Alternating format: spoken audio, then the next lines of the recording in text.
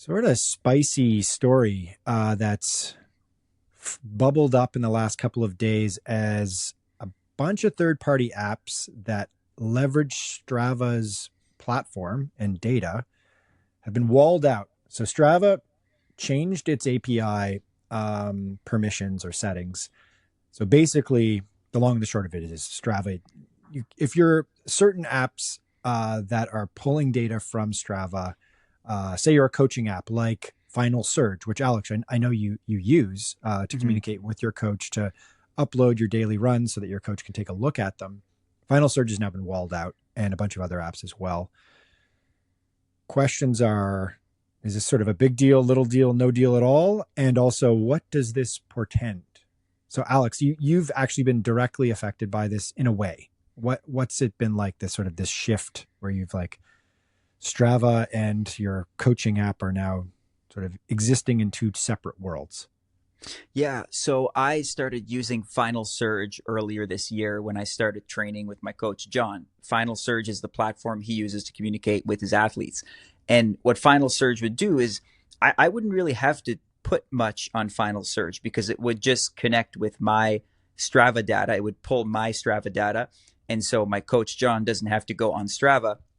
He can stay on his app, Final Surge, and look at it through there. And it was very easy for me. Now that won't be possible. So I'll have to go on Final Surge, and either I'm going to have to manually upload my runs, or I find a way to connect it with, because I use an Apple Watch, so I'd have to connect it with my Apple Fitness app or whatever, right? Most GPS watches have their own platform. Garmin has its own platform. Apple has its own platform. Coros, and so on. And so maybe what I can end up doing is connecting the Apple Watch with Final Surge, but either way, it's a lot less intuitive. It was really nice to just use it with Strava because I think, like most other runners, I had become pretty dependent on Strava to just take in all of my training data, store it, and not really think about it. So that's going to be a hurdle. So we were talking a little bit before this podcast because the pathway was I run, it uploads to Strava, Final Surge pulls it. Now, Caitlin, you're a coach and you use Training Peaks, right? And it's a little bit different. So this doesn't seem to affect what's going on at Training Peaks, right? Yeah. When I got the news, I kind of checked it out and to see if it was going to affect me, but it seems like it's not, because as a coach, I use Training Peaks instead.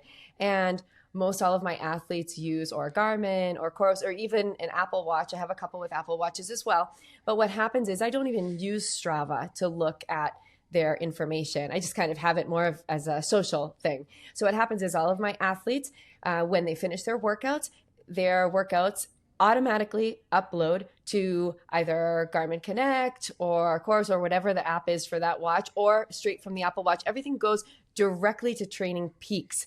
So when they finish a workout, it'll go into Training Peaks. Now, if they also have their watch set up to go directly to Strava as well, and it's another app that is connected to their device, then it will also upload to Strava. But Strava for me isn't the middleman. So it goes directly to Training Peaks, and I'm still going to be able to get all of my analysis because I don't use Strava as kind of that middleman communication. So yeah, I don't think that it should actually affect me at all, as I don't have Strava in that position. Yeah, I think that there's a couple of things that are going on here behind the scenes. One is, so Strava is saying that a big reason why they're doing this is to protect the privacy of your data, of your individual data. But another way of looking at that, and this is the criticism you see when you look on X or you read various think pieces about this that are out there. DC Rainmaker, the sort of well-known product reviewer that's on YouTube, has talked about this at length. The Verge has got a great piece about this as well. And I think another way to think about, Strava saying, we're trying to protect your data. We don't want your data to go to third parties. We can't trust them for, what they're going to use this data for, whether they're going to, mine all the users' data to create some form of AI or whatever. Another way of saying that is we don't want them to have this very valuable data that we accrue from you giving it to us for free, like any other social media platform that we've come to realize is maybe does not always have our best intentions in mind, or maybe, like their bottom line is profit. And that can mean serving the customer, the user, but it can also mean other things as well. So that leads me to think that there's only one reason why they're doing this, and it is that they recognize that this data is valuable, and they are the ones that want to leverage this data because they are collecting around 120 million users data, probably really a percentage of that are using Strava on a regular basis, but that's still several million users, providing lots and lots of data for their algorithms to evolve. And I think we're going to see an AI coaching app from Strava. We joked around on this pod a month or two ago about Strava's introducing this like AI assistant, basically, that was like this bot that was like, "Hey Alex, you had a really good run today. Maybe you should run 1 more kilometer tomorrow." And it was very rudimentary and kind of silly, and not a very good product. I think a lot of people were pretty turned off by it.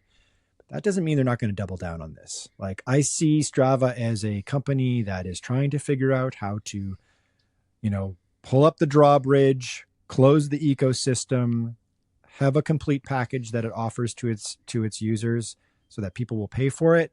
And I think they're looking at, AI coaching apps like Runna, and they're like, if we can't acquire Runna, maybe we'll just build our own Runna within our own within our own moated kingdom here. I feel like they have a really long way to go, though, because like reading those paragraphs and what they're generating on AI, it just seems that it's something, slightly positive no matter what you do. So even if you have a crappy run, they say something positive, because I've had some rough runs, and they try to stick something positive in it, which I guess is great because it's motivating, but then it's very generalized. The information is just very generalized that you can probably figure out by looking at your own run. So I feel like they have a long way to go to kind of transform that into a useful coaching app. Of course, I'm anti AI coaching, obviously.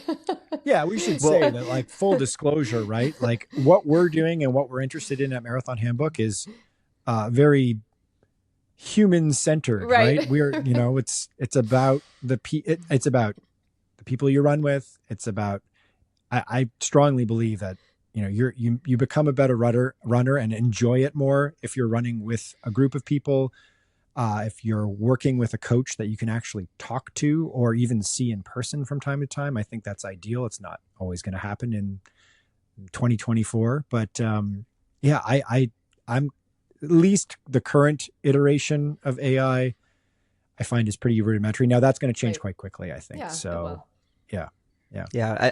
I think even outside of, what might happen or might not happen with Strava AI, I think this shows a pretty significant moment for Strava, because what they're doing, I think, is you said this, Michael, or I think in Austin when we were talking last week while at TREs, they're kind of taking the Apple model where they're closing themselves off and creating their own little world, which means they probably don't see the value in exposure as much as they used to. I think for a while, an important part of Strava's business model was probably to be exposed to new runners, so they would play friendly with these other apps, right? So you're on Instagram and your friend puts a story that shows Strava. Oh, what is this app? I'm going to get it. Now they're so big that at least inside of the running world, that maybe they don't see that value anymore in exposure. I'm not sure what their financials are, but it kind of shows that they think that they can take it out on their own. There's an opportunity here for a company like Garmin with Garmin Connect to really kind of push its platform, because they can offer Garmin Connect for free, because their model is making money off of the device, off the hardware, right? Whether they do that or not, I don't know. Garmin sort of works in mysterious ways, I find, and they've been very comfortable being an industry leader with the watch, and I don't think that their primary source of revenue as a company overall is running watches. I think it's probably military contracts and marine navigation software, hardware, and that sort of thing.